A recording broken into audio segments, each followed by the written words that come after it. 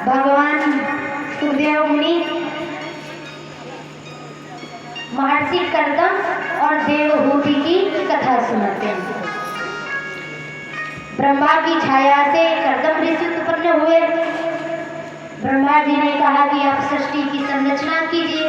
कर्दम ऋषि ने कहा कि महाराज हम तो सृष्टि की संरचना करेंगे, लेकिन उसके पहले हम तपस्या करना चाहते हैं।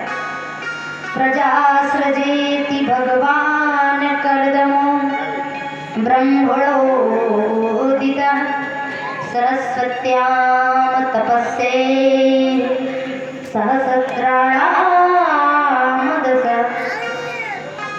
ब्रह्मा जी की आज्ञा पाकर 10,000 वर्ष तक कर्दम ऋषि ने तपस्या की और तपस्या करने के बाद सरस्वती नदी के तट पर तपस्या करने के बाद भगवान गोविंद प्रकट होते हैं। और जैसे ही गोविंद भगवान प्रकट हुए, उन्होंने कहा महाराज ऐसा कीजिए कि आप तो सब जानते हो कि हम किस लिए तपस्या कर रहे हैं। बोले वो तो बात सही है, लेकिन आप कुछ इच्छा तो जागृत कीजिए। अब जरूरी नहीं है, मैं तो सब जानता हूँ, ये तो सब जानते हैं, लेकिन आप क्या चाहते हो ये भी तो जानना आवश्यक है। उन्होंने कहा महाराज आपको तो पता है कि गृहस्थ में जाने के लिए हमें एक स्त्री की आवश्यकता होती है। बोले हाँ वो तो है। बोले महाराज हमारे योग्य कोई स्त्री हो तो बताइए। उन्होंने कहा ये तो अच्छी बात है, ऐसा कीजिए आज के तीसरे दिन मनु सतरूपा अपनी पुत्री देवहूति को लेकर आपके आश्रम आएंगे, और जैसे ही वो आए वो अपनी पुत्री का विवाह का प्रस्ताव आपसे रखेंगे और आप हाँ कर देना, वो हर प्रकार से आपके लायक है। बोले ठीक है। इतना कह के भगवान अंतर ध्यान हो जाते हैं। तीसरे दिन जब मनु सतरूपा अपनी पुत्री देवहूति को लेकर कर्दम ऋषि के आश्रम आए, कर्दम ऋषि ने बड़ा स्वागत सत्कार किया, उनका बैठाया। अब वो भाग्य जो हमारे घर महाराज आए हुए हैं, उन्होंने कहा ये तो आपकी भक्त वत्सलता है कि आप हम जैसे व्यक्तियों की का मान सम्मान करने के लिए खड़े हो जाते। उन्होंने कहा कोई बात नहीं, आप राजा हो, आइए। कैसे आना हुआ? उन्होंने कहा महाराज हम चाहते हैं कि हमारी पुत्री देवहूति का विवाह आप अपने साथ कर लो। बोले ठीक है। विवाह की बात बैठ गई। कर्दम ऋषि ने विवाह किया और विवाह करने के बाद मनु सतरूपा ने अपनी पुत्री को उद्देश्य दिया कि सबसे पहले उठना है, उठ के सबसे पहले माँ गुरु और सास ससुर के चरणार बिंदुओं की सेवा करना है। इसके बाद भगवान की सेवा करना है।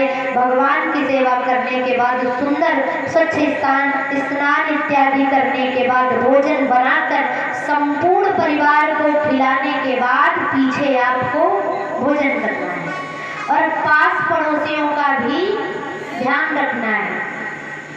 अब आजकल की माताएं क्या करती हैं? आजकल की माताएं भी तो शिक्षा देती हैं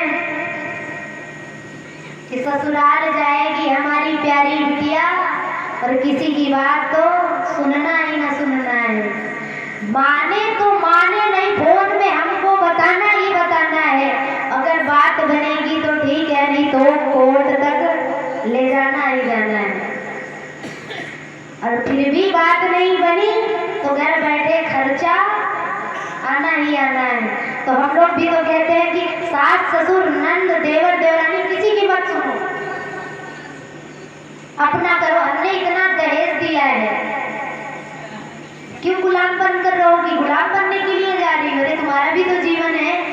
नहीं, शिक्षा देनी चाहिए, समाज के हिसाब से शिक्षा देनी चाहिए, आत्मनिर्भर बनाना चाहिए, दूसरे पर डिपेंड नहीं रहना चाहिए। लेकिन कुछ कर्तव्य, कहते हैं ना कर्म 2 प्रकार के होते। अच्छा एक प्रश्न करूं, कर्म बड़ा या धर्म? बताइए महाराज जी, कर्म बड़ा है या धर्म? सामने बैठ जाए, बताइए कर्म बड़ा या धर्म? धर्म बड़ा है, कर्म बड़ा है। अच्छा मैं सबकी बात है ना, कर्म बड़ा है, प्रमाण दूं? दीदी आप बताओ, ऐसे कर रही हो।